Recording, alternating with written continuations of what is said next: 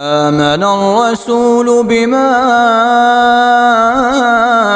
أنزل إليه من ربه والمؤمنون كل آمن بالله وملائكته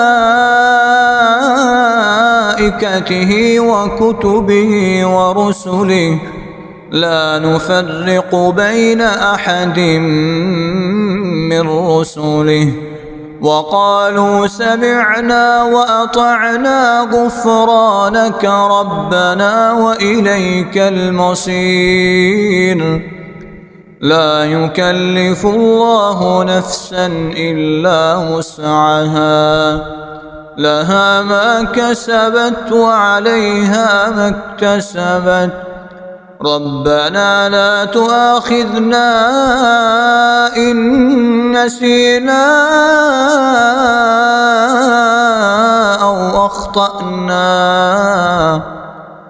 ربنا ولا تحمل علينا إصرا كما حملته على الذين من قبلنا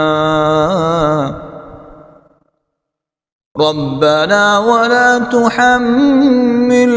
ما لا طاقة لنا به واعف عنا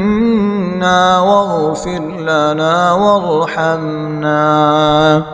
أنت مولانا فانصرنا